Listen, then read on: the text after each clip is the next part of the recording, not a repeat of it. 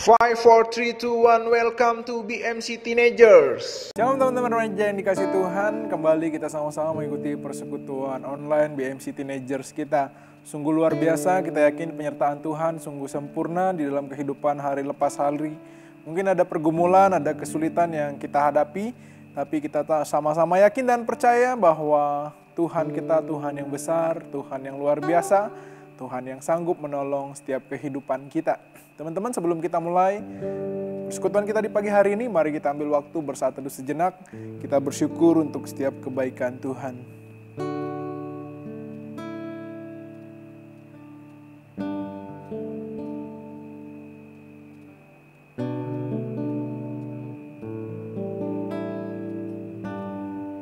Bapa di surga, kami sungguh bersyukur Tuhan, karena Engkau Allah begitu senantiasa baik, Engkau Allah senantiasa begitu memperhatikan keadaan kami. Walaupun kami sedang mengalami kesusahan, kami sedang mengalami kesulitan, kami mengalami pergumulan, kami yakin dan percaya Tuhan dapat dan mampu menolong setiap kehidupan kami. Terima kasih untuk kesehatan di hari ini. Terima kasih kami dapat menghirup udara yang segar. Kami juga dapat sama-sama mengikuti persekutuan. Biarlah melalui persekutuan kami di hari ini, dari awal pertengahan hingga akhirnya kami serahkan ke dalam tangan Tuhan. Kami rindu Tuhan memimpin. Doa kami Tuhan di dalam nama Yesus Allah yang hidup. Haleluya. Amin. Teman-teman, mari kita nyanyikan satu lagu, Waktu Tuhan. Bila Kau izinkan segala sesuatu terjadi di dalam kehidupan kita, kita yakin itulah waktu Tuhan. Bila Kau izinkan sesuatu terjadi, ku percaya semua untuk kebaikanku. Bila nanti telah tiba waktumu, ku percaya kuasa-Mu memulihkan hidup. Sekali lagi, bila Kau izinkan, bila Kau izinkan sesuatu terjadi, ku percaya semua untuk kebaikanku. Bila nanti telah tiba waktumu, ku percaya kuasa-Mu memulihkan hidup. Waktu Tuhan pasti yang terbaik. Walau kadang tak mudah dimengerti, lewati cobaan ku tetap percaya. Waktu Tuhan pasti yang terbaik. Waktu Tuhan pasti yang terbaik. Walau kadang tak mudah dimengerti, lewati cobaan ku tetap percaya. Waktu Tuhan pasti yang terbaik. Teman-teman yang dikasih Tuhan, kita nyanyikan lagu ini sekali lagi. Sama-sama kita katakan, bila Kau izinkan, bila Kau izinkan sesuatu terjadi, ku percaya semua untuk kebaikanku.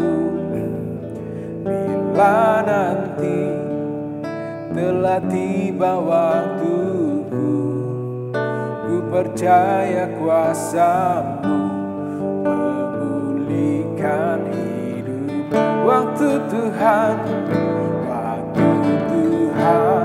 pasti yang terbaik. Walau kadang tak mudah dimengerti, lewati cobaan ku tetap percaya. Waktu Tuhan pasti akan pasti, waktu Tuhan pasti yang terbaik. Walau kadang tak mudah dimengerti, lewati cobaan, ku tetap percaya waktu Tuhan pasti yang terbaik. Teman-teman yang dikasih Tuhan, di hari ini kita akan sama-sama berdoa. Kita selalu merindukan pertolongan Tuhan di dalam kehidupan hari lepas hari. Pertama, kita bersyukur untuk setiap kebaikan Tuhan di dalam kehidupan kita. Yang kedua, mari sama-sama kita doakan terus untuk studi dan sekolah kita. Kita rindu sekolah dan studi kita juga dapat tetap berjalan dengan baik. Kita doakan juga untuk kesehatan setiap kita dan keluarga kita juga selalu ada di dalam penyertaan dan perlindungan Tuhan. Selanjutnya kita mari sama-sama mohonkan kepada Tuhan, mungkin ada harapan, ada sesuatu yang ingin kita tunaikan kepada Tuhan. Mari kita juga sama-sama dapat doakan. Mari kita berdoa. Bapa di sorga, kami sungguh bersyukur Tuhan untuk hari ini, hari yang baru, hari yang begitu luar biasa, di mana kami juga dapat tetap merasakan karya Tuhan di dalam kehidupan kami. Kami bersyukur hari ini kami dapat sama-sama bersekutu. Kami juga hari ini dapat sama-sama datang ke hadapan-Mu yang kudus, menaikkan setiap doa-doa kami. Kami berdoa dalam nama Tuhan Yesus untuk studi setiap kami sebagai anak-anak remaja secara khusus di situasi dan kondisi saat ini. Kami rindu kami juga dapat tetap studi dan belajar dengan baik walaupun di rumah secara online. Kami rindu apa yang kami pelajari juga kami dapat mengerti dan pahami, sehingga kedepannya kami juga dapat menjadi orang-orang yang luar biasa dan berhasil. Kami berdoa juga di dalam nama Tuhan Yesus untuk kesehatan setiap kami dan keluarga kami. Kami serahkan ke dalam tangan Tuhan. Kami sangat merindukan pertolongan Tuhan, perlindungan Tuhan, menaungi untuk setiap kami sehingga kami juga dapat memperoleh kesehatan dan kekuatan daripada Tuhan. Kami berdoa di dalam nama Tuhan Yesus juga menyerahkan untuk tim dokter, tim medis yang selalu berjuang pagi, siang, dan malam menangani, mengobati pasien yang tertular virus COVID-19. Engkau Allah juga melindungi setiap mereka. Terima kasih Bapak, kami juga menyerahkan untuk setiap permohonan dan kerinduan setiap kami. Mungkin dari antara kami ada yang mengalami pergumulan, mengalami persoalan, mengalami kesulitan. Kami serahkan ke dalam tangan Tuhan. Kau Allah saja menolong. Terima kasih Bapak, kami sungguh bersyukur di dalam nama Tuhan Yesus Allah yang hidup. Haleluya. Waktu Tuhan pasti yang terbaik, walau kadang tak mudah dimengerti, lewati cobaan, ku tetap percaya waktu Tuhan pasti yang waktu Tuhan pasti, waktu Tuhan pasti yang terbaik, walau kadang tak mudah dimengerti, lewati cobaan, ku tetap percaya waktu Tuhan pasti yang terbaik. Lewati cobaan, lewati cobaan, ku tetap percaya waktu Tuhan pasti yang terbaik. Sekali lagi, lewati cobaan, lewati cobaan, ku tetap percaya waktu Tuhan pasti yang terbaik. Shalom teman-teman remaja yang dikasih dalam Tuhan Yesus Kristus. Kita sungguh bersyukur dan bersuka cita jika hari ini kita boleh bersama-sama kembali beribadah dan kita boleh bersama-sama merenungkan firman Tuhan. Nah teman-teman, sebelum kita merenungkan satu bagian firman Tuhan, saya ingin menceritakan satu hal. Jadi beberapa waktu yang lalu saya menonton satu video di YouTube. Jadi video ini sangat menarik teman-teman. Jadi ada seorang pria, dia mempunyai 2 ekor anjing. Itu seekor husky dan seekor golden retriever. Nah di dalam video ini, dia menguji kedua anjingnya ini. Dia mengetes. Dia mau lihat apakah kedua anjingnya ini bisa mengontrol diri. Jadi di dalam video itu, majikan ini siapkan makanan yang enak. Jadi dia siapkan ayam panggang gitu ya. Kemudian dia bilang sama anjingnya, jangan dimakan. Jangan dimakan. Kemudian dia tinggalkan makanan itu di depan kamera dan majikannya ini pergi. Nah di video ini memperlihatkan bagaimana kedua anjing ini berusaha untuk mengontrol diri mereka untuk tidak makan makanan tersebut. Bagaimana mereka berusaha mengontrol diri untuk menaati perintah majikan itu.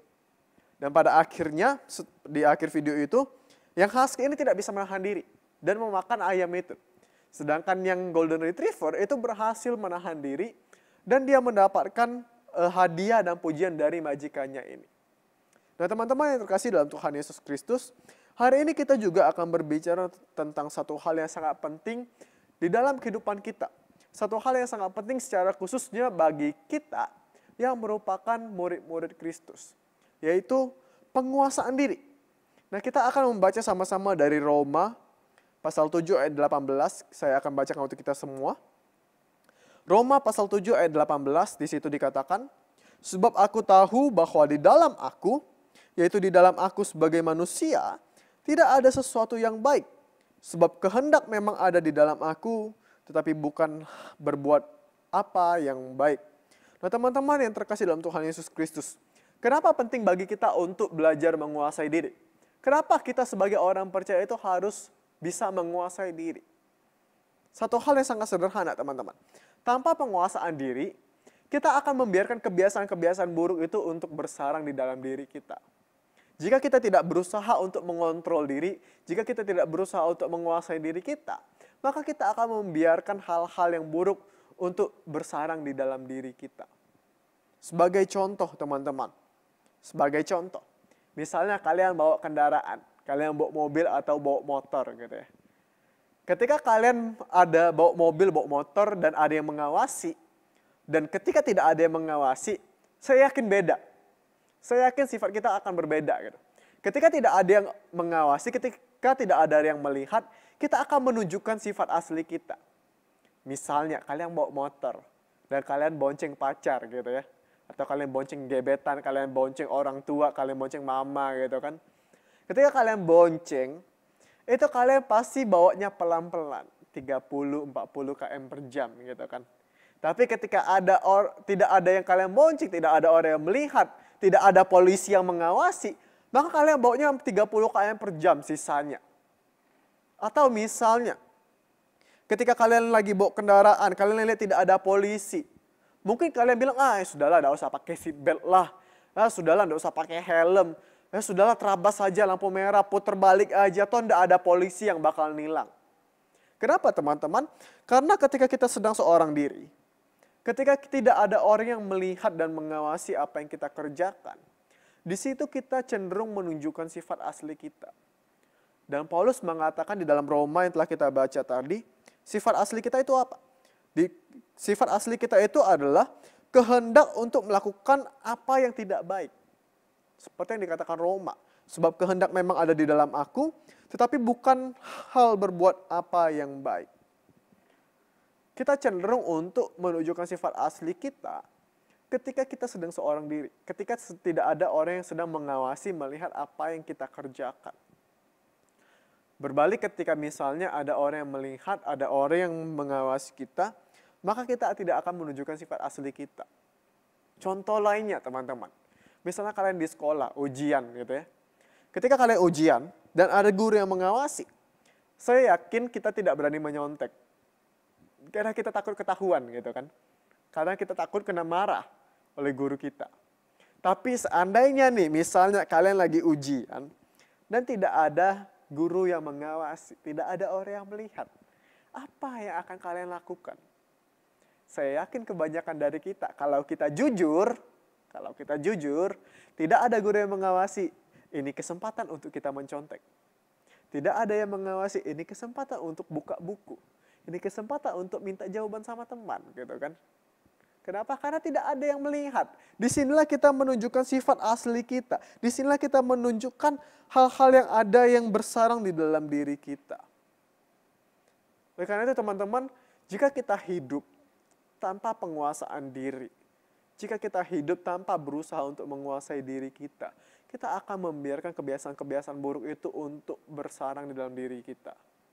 Ketika kita bawa kendaraan, tidak ada yang mengawasi, tidak ada yang melihat, dan kita tidak berusaha untuk menguasai diri kita, maka kita akan membiarkan kebiasaan untuk ngebut-ngebutan.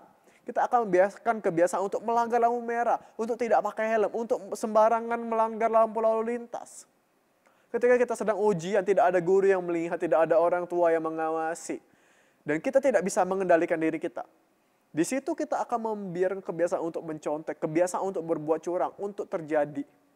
Kita akan membiarkan kebiasaan-kebiasaan itu untuk terus terjadi dan terus bersarang di dalam diri kita. Dan tentu saja teman-teman, tentu saja ketika kita tidak bisa menguasai diri kita, akan ada konsekuensi. Akan ada konsekuensinya. Apa konsekuensinya teman-teman? Seperti yang saya jelaskan tadi, konsekuensinya adalah kebiasaan buruk itu akan bersarang di dalam diri kita. Konsekuensinya adalah kebiasaan buruk itu akan bersarang dalam diri kita. Ketika kalian bawa kendaraan, tidak ada yang mengawasi, kalian tidak bisa menguasai diri kalian, kalian akan ngebut-ngebutan. Dan ngebut-ngebutan itu akan menjadi suatu kebiasaan. Dan kebiasaan itu akan menjadi sesuatu yang terus-menerus kalian lakukan. Dan tentu saja akan ada konsekuensinya suatu hari gitu kan. Pasti akan ada konsekuensinya. Ketika kalian mencontek, maka mencontek itu akan menjadi kebiasaan dan akan terus kalian lakukan terus-menerus. Dan itu akan ada konsekuensinya teman-teman. Akan ada konsekuensi yang harus kalian hadapi ketika kita tidak bisa menguasai diri kita. Oleh karena itu teman-teman, hari ini kita melihat bagaimana penguasaan diri itu menjadi satu hal yang sangat penting. Secara khusus bagi kita yang merupakan murid-murid Kristus. Kemudian teman-teman, yang menjadi pertanyaan bagi kita, bagaimana caranya? Bagaimana caranya kita bisa menguasai diri?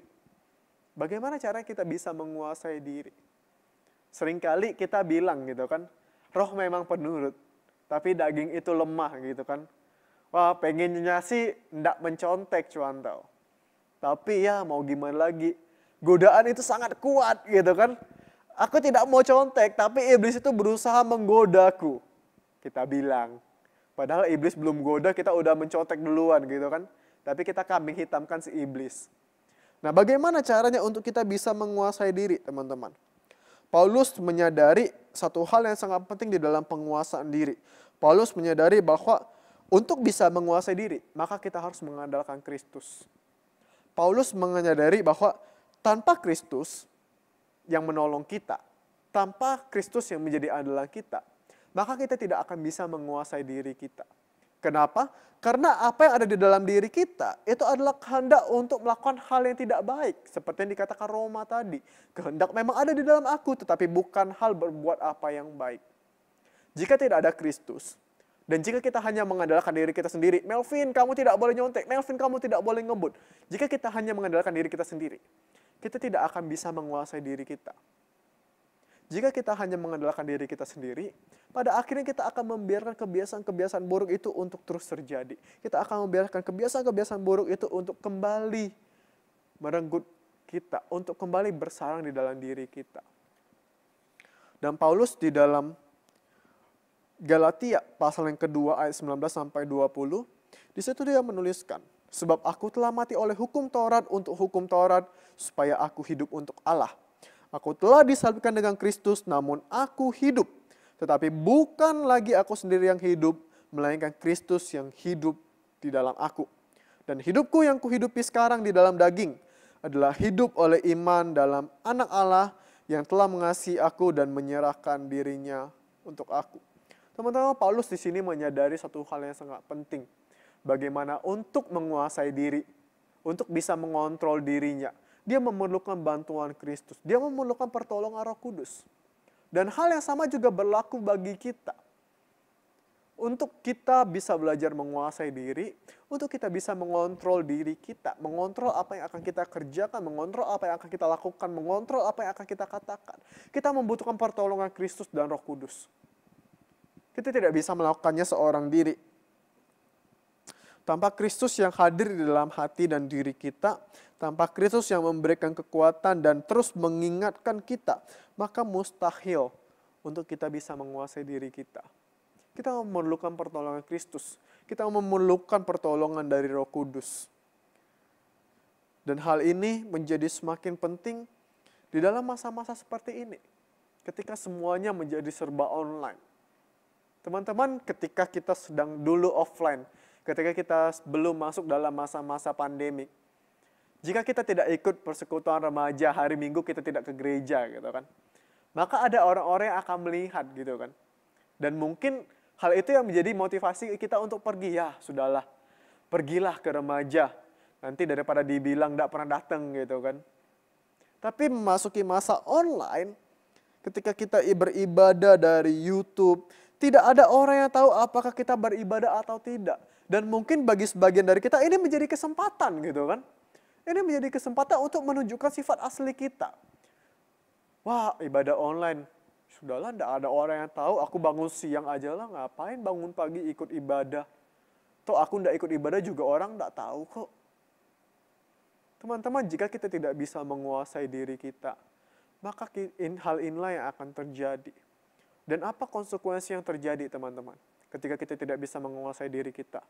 Ketika kita tidak bisa menguasai diri kita, tidak ada orang yang melihat kita beribadah atau tidak, kita memilih tidak beribadah.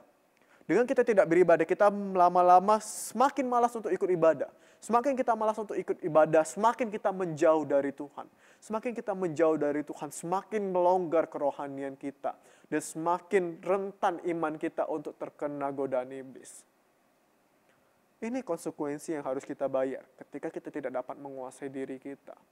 Dan Amsal pasal 25 ayat 28 berkata, orang yang tidak dapat mengendalikan diri adalah seperti kota yang roboh temboknya. Orang yang tidak dapat mengendalikan diri adalah seperti kota yang roboh temboknya. Teman-teman bisa bayangkan, sebuah kota yang tidak ada tembok, berarti sebuah kota yang tidak memiliki pertahanan. Ketika musuh datang menyerang, maka kota itu tidak akan memiliki pertahanan. Maka kota itu akan habis diserang oleh musuh. Demikian juga dengan kita, teman-teman. Ketika kita tidak berusaha untuk mengendalikan diri kita, maka tidak ada pertahanan. Maka iman kita akan menjadi goyah, iman kita akan menjadi luntur. Dan ketika musuh menyerang, maka kita tidak ada pertahanan. Kita akan habis diserang oleh musuh itu. Oleh karena itu, teman-teman, hari ini kita belajar betapa pentingnya untuk kita bisa mengandalkan Kristus, betapa pentingnya untuk kita bisa belajar mengandalkan Roh Kudus, dan betapa pentingnya bagi kita untuk belajar mengendalikan diri kita. Secara khusus di masa-masa ketika kita seorang diri. Ketika kita tidak ada orang yang melihat, tidak ada orang yang mengawasi apa yang kita lakukan, apa yang kita kerjakan, dan apa yang kita katakan. Mungkin ketika kalian sendiri di kamar, kalian lagi buka HP, kalian lagi browsing. Tidak ada orang yang tahu apa yang sedang kalian lakukan. Apa yang kalian buka, apa yang kalian lihat. Dan disitulah kita membutuhkan penguasaan diri. Mungkin ketika kalian sedang sekolah, kalian ujian. Tidak ada orang melihat apa kalian mencontek atau tidak. Di situ kita perlu penguasaan diri. Ketika kalian berkendara, tidak ada yang melihat kalian melanggar lampu merah atau tidak. Di situ kita perlu penguasaan diri. Di dalam hal apapun yang kalian kerjakan, tidak ada orang yang melihat. Di situ kita membutuhkan penguasaan diri. Teman-teman, kita belajar bersama-sama. Jangan sampai kita menjadi orang-orang yang tidak dapat mengendalikan diri kita. Karena ketika kita tidak dapat mengendalikan diri kita, ada konsekuensi yang harus kita bayar. Kita akan menjadi kota-kota yang tidak memiliki tembok pertahanan. Jangan sampai kita menjadi orang-orang yang membiarkan kebiasaan-kebiasaan buruk itu untuk meresap dan merusak kehidupan kita. Tapi biarlah kita boleh datang kepada Kristus, kita boleh mengandalkan Dia, kita boleh berdoa, memohon pertolongannya, sehingga Dia dapat menolong kita belajar menjadi anak-anak remaja yang sungguh-sungguh mengandalkan Kristus, yang sungguh-sungguh mengendalikan diri kita. Ada atau tidak ada orang yang melihat kehidupan kita, kita tetap melakukan apa yang baik, apa yang berkenan, apa yang Tuhan senangi, bukan lagi kehendak-kehendak yang ada dalam diri kita. Karena kehendak yang ada dalam diri kita, itu kehendak untuk melakukan bukan hal yang baik. Kiranya firman Tuhan yang kita renungkan hari ini boleh memberkati kita semua. Mari kita tundukkan kepala kita berdoa. Bapa dalam surga, kami mengucap syukur untuk firman-Mu yang boleh kami renungkan pada pagi hari ini. Kami diingatkan untuk boleh menjadi anak-anak remaja yang sungguh-sungguh mengendalikan diri kami. Kami tahu Tuhan, ketika kami seorang diri ada begitu banyak godaan, ada begitu banyak cobaan untuk membuat kami, menggoda kami untuk melakukan hal-hal yang tidak baik, melakukan hal-hal apa yang tidak berkenan bagi Tuhan. Oleh karena itu kami mohon pertolongan Tuhan yang hadir dalam diri kami, menolong kami untuk kami boleh mengandalkan Tuhan, untuk kami boleh menguasai diri kami boleh mengontrol diri kami, sehingga apa yang kami kerjakan, apa yang kami lakukan, apa yang kami katakan, semuanya itu adalah hal-hal yang berkenan di dalam hati Tuhan. Terima kasih Tuhan, pakailah kehidupan kami menjadi remaja-remaja yang menyenangkan hati Tuhan. Di dalam nama Tuhan Yesus Kristus kami berdoa dan mengucap syukur. Amin.